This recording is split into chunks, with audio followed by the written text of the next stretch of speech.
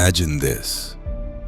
You wake up in the morning, and before your feet touch the floor, your thumb is already moving. Not because you decided to check something, but because your body did it for you.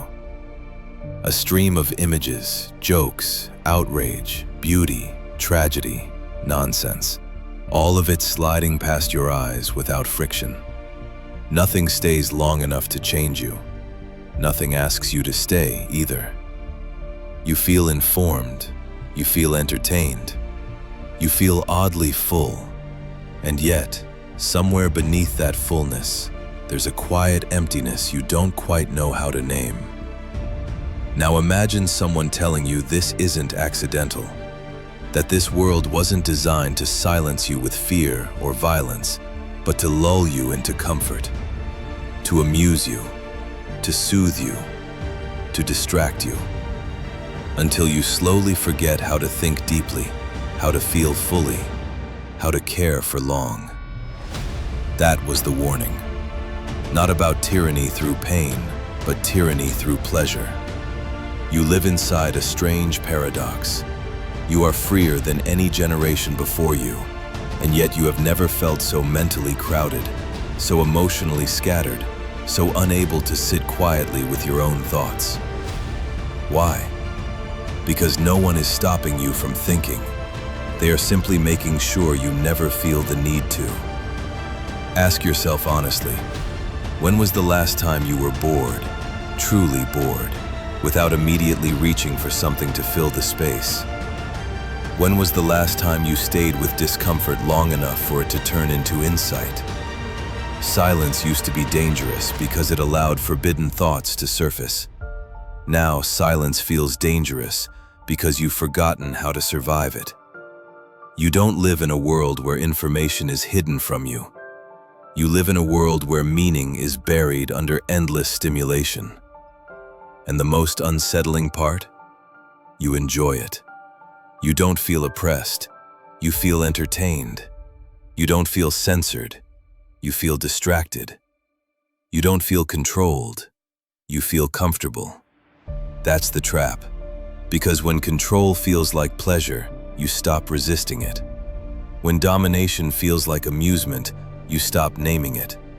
When the cage is padded and colorful, you stop looking for the door. Look around. Serious issues become content. Suffering becomes spectacle. Truth competes with memes and often loses. Outrage lasts seconds. Tragedy trends for a day. Then it dissolves, replaced by something lighter, faster, easier to digest. Not because you are cruel, but because your attention has been trained to move on. And here is the uncomfortable question you avoid. What happens to a society that can no longer sit with seriousness?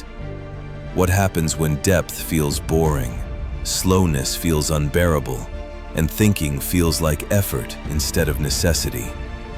You were told the danger would be censorship, that the threat would come from those who burn books.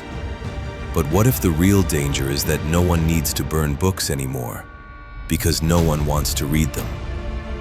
What if the greatest loss isn't freedom of speech, but freedom of thought? Because thought requires friction, and friction has been engineered out of your life. Everything is optimized to be smooth, scroll-friendly, instantly rewarding. There is always something new, always something louder, always something more stimulating than whatever you are currently feeling. So you don't sit with confusion, you skip it.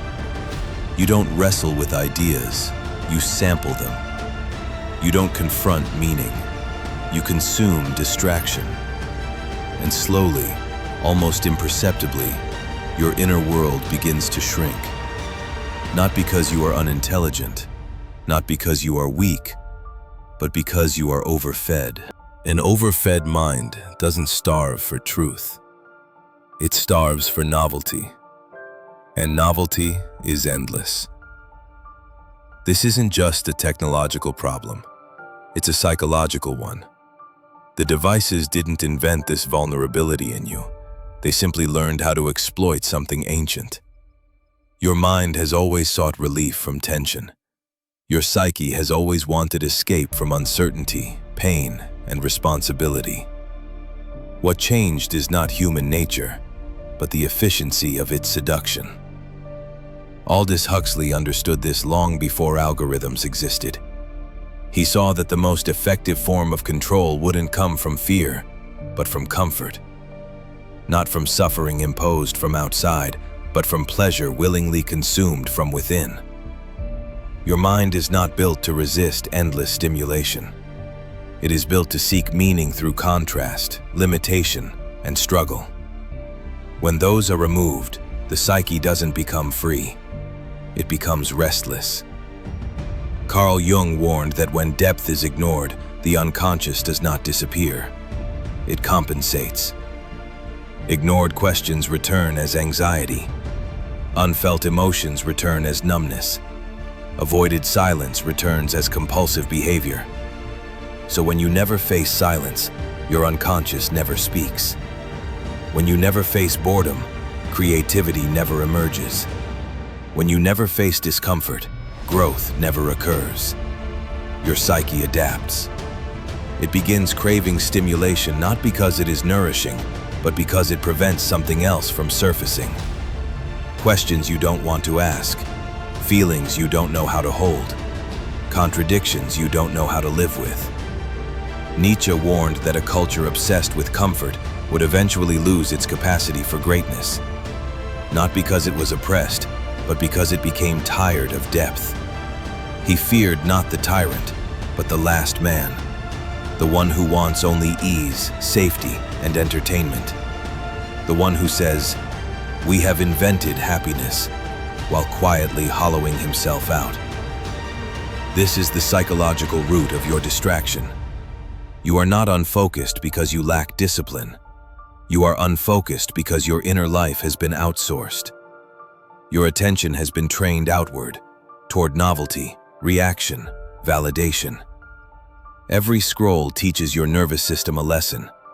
Don't stay. Don't linger. Don't go deep. Move on. And over time, this becomes an identity. Reading feels like labor.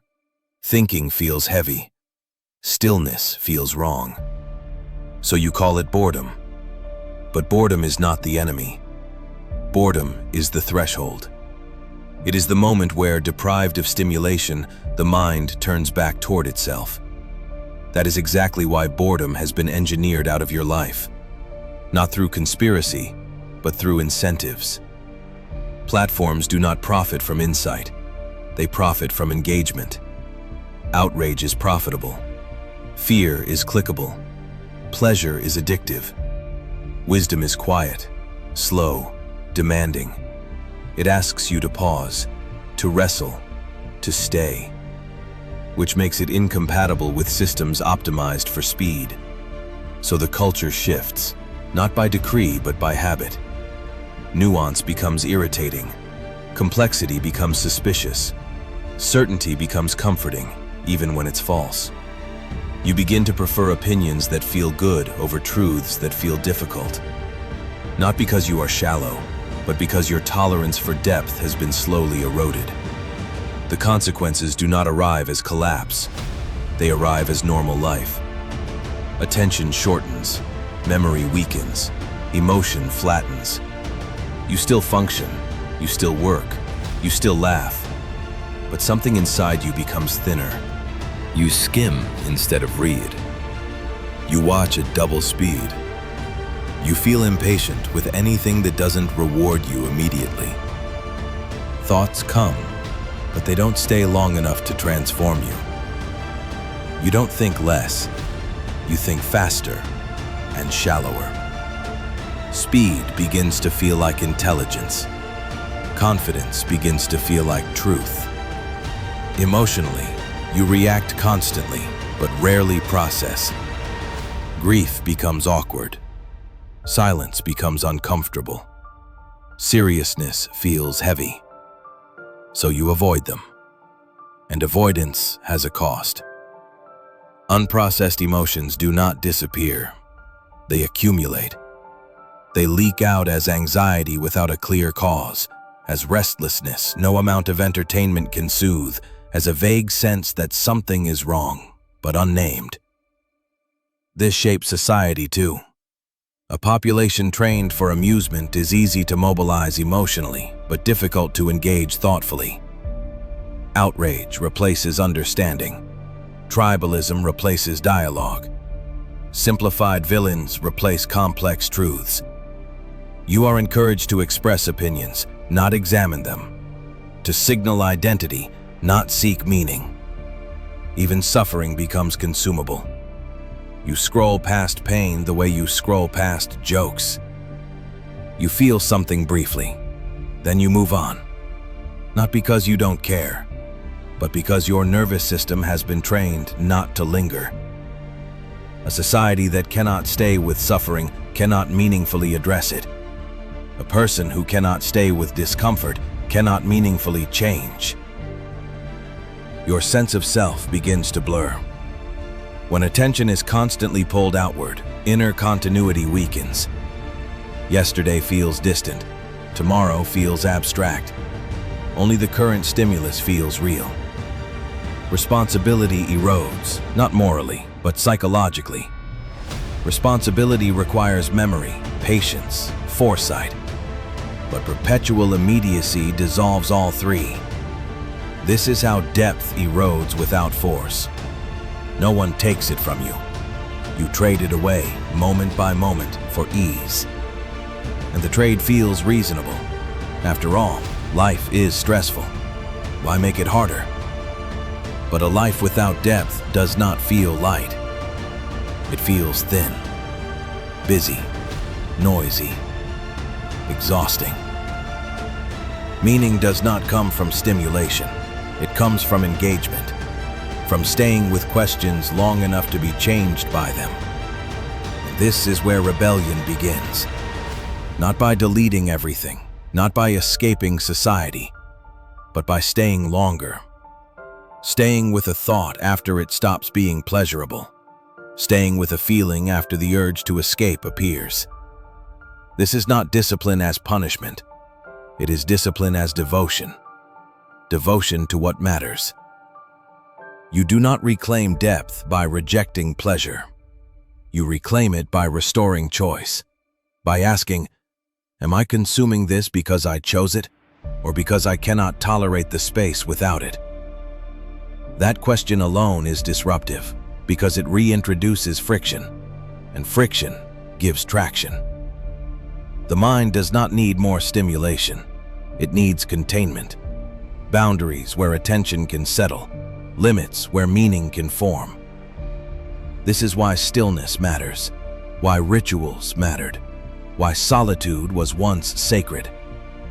You begin to carve spaces where speed is not allowed. Moments without performance. Thoughts not immediately shared. Not as self-care, as self-preservation. You let ideas be private long enough to become yours. Depth will feel uncomfortable at first. That is withdrawal. But slowly, attention strengthens. Emotion deepens. Time expands.